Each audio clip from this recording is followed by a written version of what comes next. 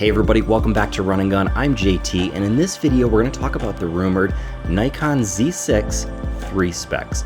Now this is pretty exciting to me because I've been a huge fan of these cameras. I have the Nikon Z6 here, this is the version 1, and I also have with me the Nikon Z8. Yes, the Z8. Thank you to Nikon for sending me this to test. I'm super excited. I will have a review on this very soon, probably in February-ish of 2024. I've been shooting lots of photos and video on it, and I really want to give you guys my opinion on this and really deep dive into this camera body. But let's stop talking about the Z8 for a second and go back to the Z6 for a minute. Now, there's lots of rumors around right now that the Z6 version 3 is going to drop in the first quarter of 2024. We're in January of 2024 right now, so that's right around the corner. That could be February, March, or April of this year. Now, one of the reasons I'm excited about the Z6 version 3 is because while I absolutely love the Z6 version 1, and it's one of my favorite cameras, the ergonomics, the ability to shoot very high quality 4K video, and the very, very nice looking photos, great low light performance, just almost everything you could possibly want in a great hybrid camera, it was lacking a couple things. Now, I really wanted some internal N-log recording.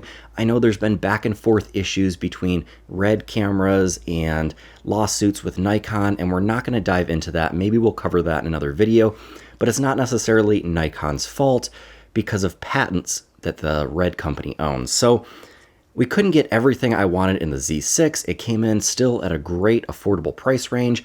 And then the Z6 II came along, which offered some different frame rates, some different options, and it just wasn't enough for me to make that step and move on from the Z6 version 1. So now that the Z6 version 3 is going to be dropping soon, fingers crossed, we have a lot more options. And the reason I brought up the Nikon Z8 is because the Z6 III is going to be stealing some features from the Z8. So it's kind of going to be this hybrid camera that's a hybrid between the Z8 and the Z6 version 1 or 2. So let's talk about some specs real quick. I've droned on a lot. You guys have got to see some pretty little cameras that I have right now, and we'll talk about these more later, but let's really dive into the Z6 III. I'll tell you what I know, and I will have my fingers crossed with you guys that we learn more from Nikon very soon. So as I stated earlier, everything I have right now is just rumors flying around the internets and the interwebs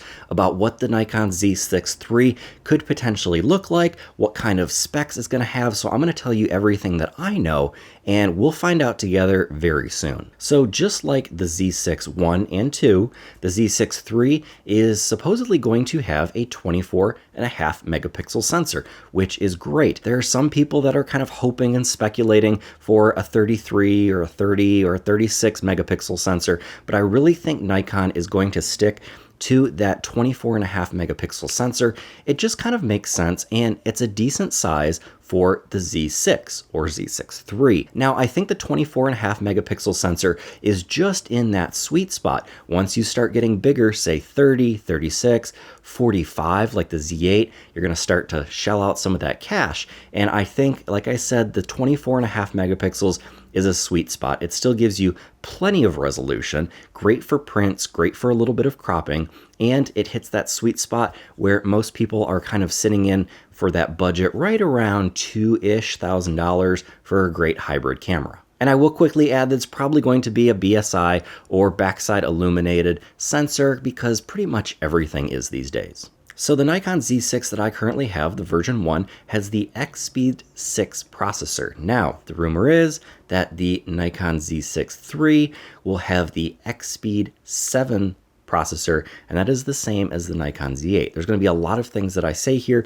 that are going to be borrowed from the Z8. So I think that's super cool when you have a small compact camera. It's taking things from its big brother and smashing them into that compact form factor, and you're getting a lot more bang for your buck in these smaller cameras. It's also going to potentially be borrowing the subject autofocus and all of the fancy autofocus that is in the Z8. And from my time with the Z8, I love the autofocus. It is crazy fast. It is just snap, snap, snap, snap, snap. You touch the button, boom, it's in focus. There's no wiggling around, even in fairly low light situations. It's just boom, boom, boom, boom. Everything's sharp and in focus. So if we can see that in the Z6 III, I will be highly impressed. The The Z6 version 1 has 273-ish autofocus points. Again, not a huge important factor to me, and we're looking at about 300-ish autofocus points for the Z6 Mark III. Now, to wrap up talking about the sensor and the processor, we should have an ISO range somewhere from 100 to 64-ish thousand. The Z8 does have an ISO that lets you drop down to like 50 or 64 below 100, which is pretty cool for very bright situations, but it's something that you really don't always need. Just slap a neutral density filter on your lens. And the Z6 III will have in-body stabilization. I pretty much consider that a must-have these days. So now let's talk a little bit about video. Video is something I'm very excited to have in the Z6 version 3. It's something I've really been playing with the Nikon Z8. It has a lot of different frame rates. It shoots like 6K and 8K and 4K and 120 frames per second. All awesome. The Z6 version 1 and version 2 shoot 4K video, which is plenty. The Z6 Mark III, it's probably going to shoot something around 6K, and up to 30 frames per second is going to be my guess, just the 24 and the 30. And then once you scale back to 4K, I think you'll probably get 120 frames per second, which is something that is absolutely awesome. I love having that in the Z8, and in the Z6 III, I think that will be just an amazing amount of power in such a small form factor. Now, speaking of form factor, let's talk a little bit about the ergonomics or rumored ergonomics of the Z6 III. So remember when I mentioned hybrid earlier in the video, the hybrid between the Z6 and the Z8? Well, according to some rumored or leaked pictures, the Z6 III body looks a lot more like the Z8 than the original Z6. So that's kind of interesting.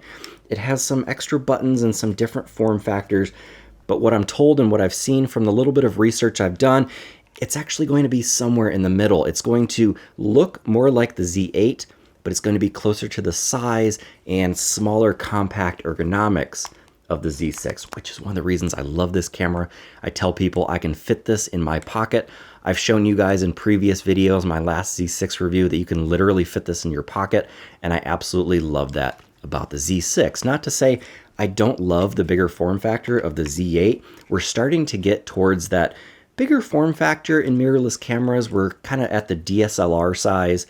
Once you start slapping a lens on it, this is about the size of a Nikon D810-ish in my opinion, but you get a heck of a lot of power in the Z8.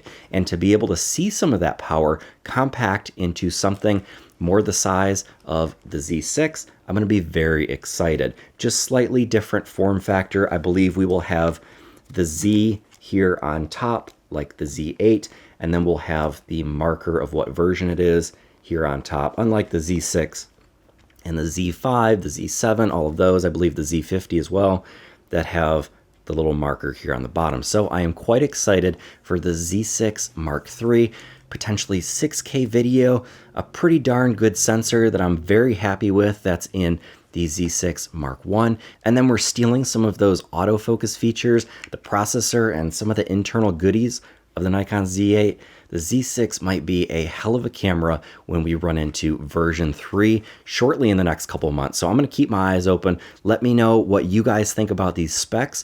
Is the Z6 III enough for you to upgrade? Are you potentially looking at a new camera? I don't know. I might look at the Z6 version 3 in the next couple months, depending on what the price range is.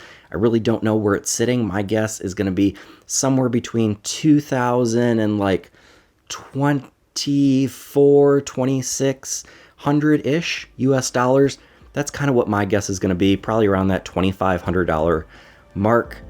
We'll see. I think that's a pretty solid budget camera. We're starting to see other things come down in price. You can get a brand new Z6 anywhere from $1,400, $1,600, and it will be less than the Z8. So I'm really excited to see what Nikon can show us in the next couple of months. So thank you guys for watching this video. If you found it informative or a little helpful, please hit that like button. Be sure to subscribe and turn on your notification bells so you can actually see my videos, because YouTube really doesn't like to push out videos anymore.